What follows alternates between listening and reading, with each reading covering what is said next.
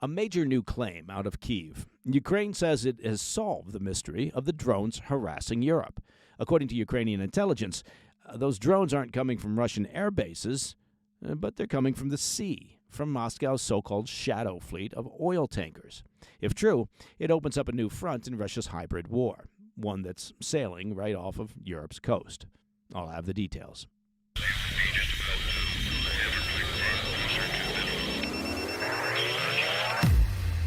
For weeks now, we've been tracking those mysterious drones spotted over northern Europe, flying over energy facilities in Denmark and Norway and Finland, and at times flying dangerously close to offshore platforms and military installations.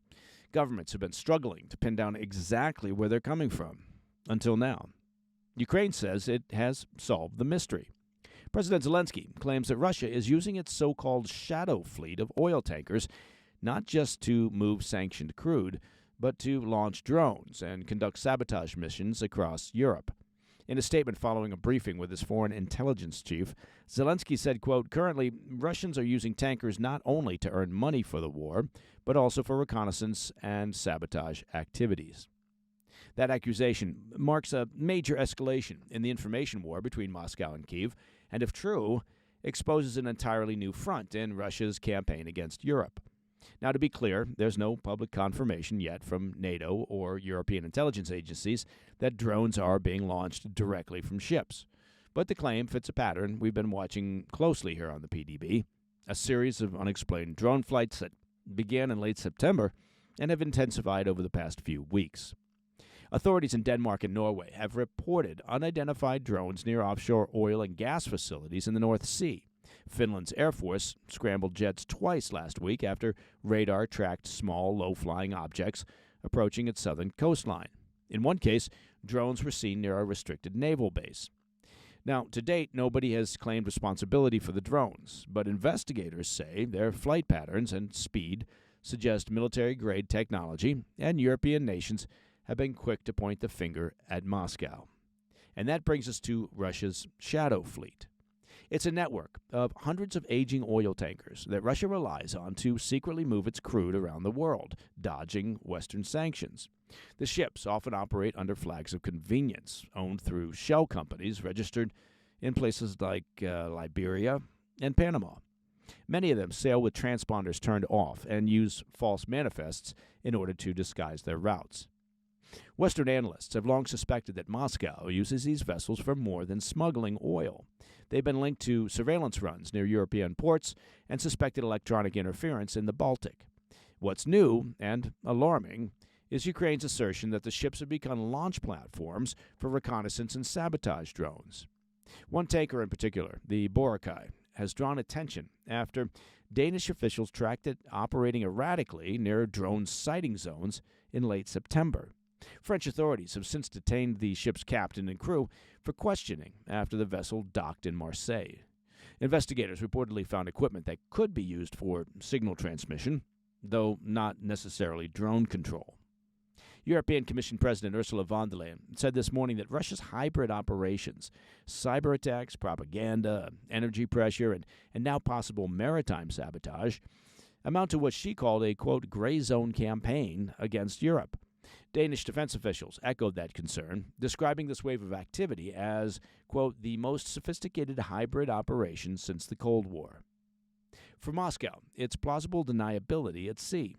The ships are nominally commercial, privately owned, and scattered across multiple jurisdictions. That makes it difficult, of course, for NATO navies to interdict or even board them without risking escalation. And for Europe's intelligence services, it poses a new kind of challenge, one that blurs the line between economic sanctions and counter-espionage. For months, European security analysts have warned that Russia was moving toward more unconventional methods, using civilian infrastructure, hackers, and front companies to wage what amounts to a shadow war. These tanker-based operations, if verified, could represent the maritime portion of that same playbook. Ukrainian officials say they've shared data with NATO allies, satellite imagery, intercepted signals, and ship tracking logs that link at least 3 tankers to recent drone activity. Western intelligence agencies have yet to publicly confirm that evidence, But privately, European sources tell reporters it's being taken seriously. So, at this stage, this is still an allegation, not a proven fact. We'll keep an eye on further developments. All right, coming up next, U.S. diplomats are in Egypt for the latest round of Gaza ceasefire talks, trying to get Israel and Hamas across the finish line. Well, at least within sight of the finish line. We'll have the latest after the break. Hey, Mike Baker here. Well, look, good values, right? A strong foundation, a legacy. Those things don't happen by accident. They're built and reinforced day by day, and often around the family dinner table. That's why I'm proud to work with and buy from Tri-Tails Premium Beef. They're a fifth-generation ranching family out of Texas. There's no corporate middlemen, there's no suits, just a family of ranchers raising cattle and doing business the right way. And right now, they've got their autumn butcher block on offer. It's 2 chuck roasts for those slow-cooked family meals, 4 New York strips for the grill, ground beef for the weeknight staples, and they're throwing in stew meat for free. It's beef built for the season, and frankly, it's about more than just food. It's about knowing where your food comes from, supporting family ranching, and feeding your family right. Check it out while it's still available at trybeef.com/PDB. That's trybeef.com/PDB. Welcome back to the Afternoon Bulletin. There's movement in the indirect talks aimed at ending Israel's war in Gaza, with negotiations entering day 3 today as senior officials from across the region and Washington converge in Egypt to finalize the first phase of the Trump administration's 20-point peace plan. According to sources close to the talks, who spoke on condition of anonymity because they aren't authorized to open their yaps, but they do anyway, both Israel and Hamas agreed in principle to the framework, which one Qatari spokesman described as, quote, a critical stage. The big news out of Sharm el-Sheikh, Egypt, today is that negotiators exchanged lists of prisoners and hostages, quote, in line with the agreed-upon criteria and numbers. That's according to a senior Hamas official. The terror group official added that mediators were making, quote, great efforts to remove any obstacles to implementing the ceasefire steps, and that there was, quote, a prevailing spirit of optimism among everyone, end quote. Well, that does sound hopeful. Today's arrival of Israel's lead negotiator, Ron Dermer, U.S. envoy Steve Witkoff, former Trump advisor Jared Kushner, Turkey's intelligence chief, and Qatar's prime minister underscored the scale of coordination behind the deal's backers. Egypt's president said Trump, quote, sent his envoys with a clear mandate to end the Gaza war now. Now, not to be a complete cynic, but the only envoys that matter here, really, are those from Hamas. Everyone else has already agreed for some time that this conflict needs to end, but in reality, only Hamas can bring it to a close. And thus far, they've opted to hold the hostages, keep their arms, and cling to some form of power in Gaza.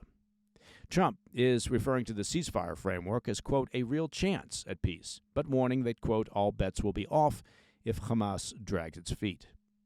Colonel Doran Hadar, who commanded the IDF negotiation unit last year, said, quote, Trump is no longer acting as a mediator, but as an arbitrator. In points where no agreement is reached, he will decide, and that's a good thing, end quote. As we've previously discussed, the White House set Friday morning as the deadline for a ceasefire acceptance announcement. Hadar added, quote, everyone understands this timeline, and that's why I believe that by Thursday evening, there will be a declaration that the sides have reached agreements, end quote.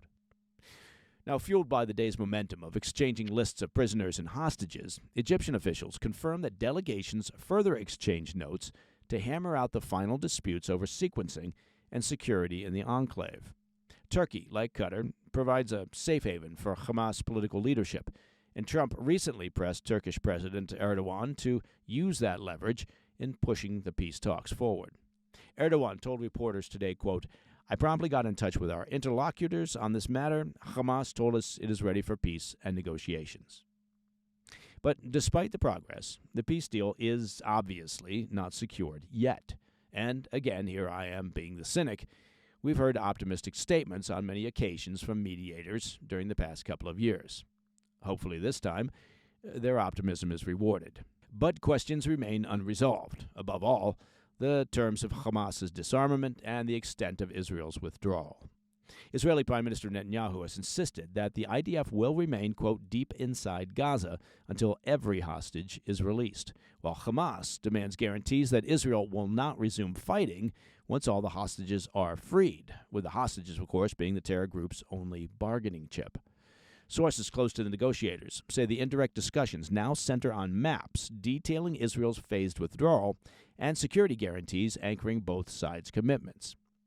The success of a hostage and prisoner exchange now hinges on resolving these final obstacles before President Trump's Friday deadline, and on both sides being ready to trade guns for guarantees. And that, my friends, is the PDB Afternoon Bulletin for Wednesday, the 8th of October. If you have any questions or comments, please reach out to me at pdb@thefirsttv.com. And if you'd like to listen to the show ad-free, well, you can certainly do that, and it is quite simple. Just become a premium member of the President's Daily Brief by visiting pdbpremium.com. I'm Mike Baker, and I'll be back tomorrow. Until then, stay informed, stay safe, stay cool. Hey, Mike Baker here. Let me take just a moment of your time to talk about good health, specifically the importance of maintaining a healthy weight. Now, we've all seen and maybe even done some of those fad diets over the years. Juice cleanses, cabbage soup diet, raw food diet. Look, don't ask me what the cabbage soup diet was all about.